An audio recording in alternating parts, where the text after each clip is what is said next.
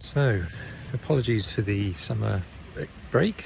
Well, no, not apologies. I mean, I enjoyed it, but I haven't been making videos for that time, childcare and all that. But what a time it's been, eh? Queen, obviously. Boris Johnson, Liz Truss. I mean, it's all big events, but many commentators have said everything that there is to say about those things, really.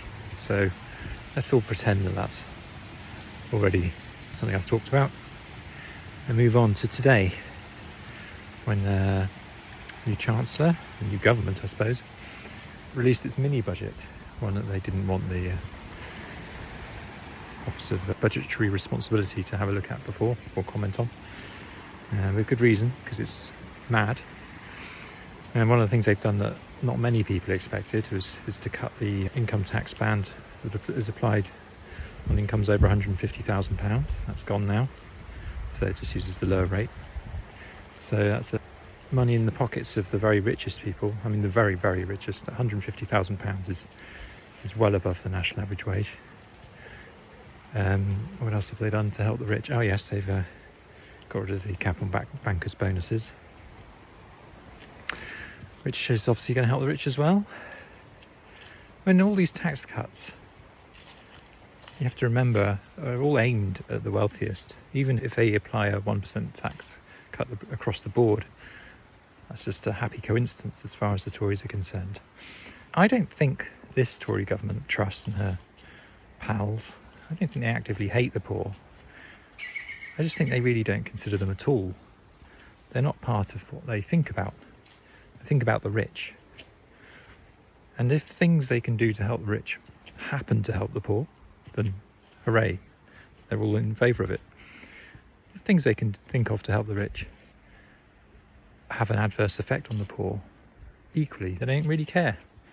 I mean, it's not quite so good for election messaging, but they don't really care about it. And we can see this in pretty much everything they do. Cutting the highest income, like nobody earning £150,000 is particularly feeling the pinch of the current mad economic crisis. In the context of this, of course, we have to remember massively spiralling prices on things like food and energy, and people are really feeling the pinch, not just the poorest, but people on sort of middle incomes. None of these people are being helped by these tax cuts on the very richest. And yet that money that tax brings in, it's going to have to be found from somewhere. Now, it's either going to be found from additional taxes on people with less money, or it's going to be found in cuts to services. Now, bear in mind that services are very much struggling as it is. And instead of putting the proper money into them or getting rid of pointless profiteering from them, the government comes up with mad schemes, like you might have heard of this scheme to allow people to be qualified to be doctors without going to university. Do you want a doctor who hasn't really been educated in medicine to treat you?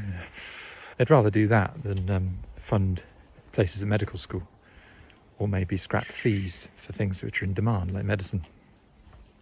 No, easier just to let people become doctors without really any education. Then we've got the energy crisis and the madness around that, where effectively the public is now going to subsidise the profits of energy companies with enormous taxpayer-funded loans that we all have to pay back. And vast cost, billions and billions. And then people say, well, what can you do? You can do what other European countries have done. Renationalise a lot of these energy companies, or apply windfall taxes. And then you've got people like Rees-Mogg, who doesn't really understand science or people or emotion or anything like that. You've got him sort of bigging up fracking and North Sea oil, when even the fracking companies themselves saying it won't do anything to help the energy crisis. And even if you could get fracking going in time, which there's absolutely no evidence you can do, then that energy goes onto the international markets anyway. It's not going to reduce prices. I mean, it might make a very, very small dent in them, but it's not going to affect you and me. And then the very obvious everyday things we can do to help us in this energy crisis, like a massive immediate rollout of insulating homes. We've got some of the worst insulated homes in Europe or the world, and the government's doing nothing. We're at ground zero now, but years ago it should have been insulating homes, installing solar PV on every new building as a requirement. So what's their solution now? Now, as we get further and further down the road to where energy is based on fossil fuels and unaffordable, what do? Oh, well, we'll get more fossil fuels out. Even if, and let's be generous, even if that worked, and it won't, but even if it did work to reduce the bills we all pay, it's just kicking a can down the road, obviously, because ignoring what we have to do when it comes to net zero, ignoring that, fossil fuels are going to run out at some point and get more and more expensive to extract. The only way to keep energy bills down is to build out renewables.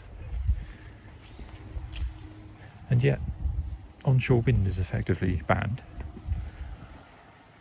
Solar PV isn't being rolled out at any great rate. There's no requirement on people to do it. Just where I live, I've just built a new doctor's surgery. I don't want to pick on the doctors because it's just, there's many buildings being built, but it's just near my house and it's an example. It's got a brilliant south-facing roof, very flat, no solar on it. Would have been, I don't know, 10 kilowatt generation, maybe 20 up there if they'd put some solar panels on. It's mad that these things are allowed to be built, and it's mad not just for the country, but it's mad for people who build these things, because the return is so great on solar now because of energy prices. But it's just the short-term thinking in this country, under this government especially, but generally, is all about short-term thinking. And that's why we're in the mess we are in today. We need to start thinking about the long term, and the long term starts now. The long term says, spend these billions on insulating homes, spend these billions on rolling out renewables immediately, spend these billions on harnessing tidal power, which is something we haven't done, on energy storage. Don't spend it on subsidising profits for energy companies which are making more profit than they ever have. Just as an example, Norway is a large producer of gas. Now, they're profiting very well from this current surge in gas prices. But what Norway did is to make sure that their main gas companies are state-owned. And all the profits from their gas have gone into a fund to help the population. So every time gas prices go up, it helps the people in Norway. What did our country do? We had a similar situation in the North Sea. Well, our government at the time, Margaret Thatcher's government, and governments since and before, I guess, have used that money to fund tax cuts.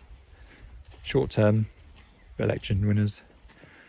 So the Norwegians sitting pretty on a huge sovereign wealth fund. And we, who could have had exactly the same thing, people queuing up for food banks and freezing in their own homes. Well, we'll do this winter. It's just short-termism. That's the country's problem. And that goes hand in hand with social justice, thinking the long term, I should say. Because it's part of social justice and environmentalism. Got to think of this long term. You've always got to. And people do. People have pensions. But they seem to disassociate politics from long-term thinking. It's all about who's going to cut my taxes this year. So we've got to stop thinking like that. We've got to stop electing people who were chosen by a very small number of other people, of course, Tory members, on promises of tax cuts. Tax cuts which all economists have pretty much laughed at as unfunded. And now we're seeing the effect. And I just hope that they're out before any real long-term damage is done.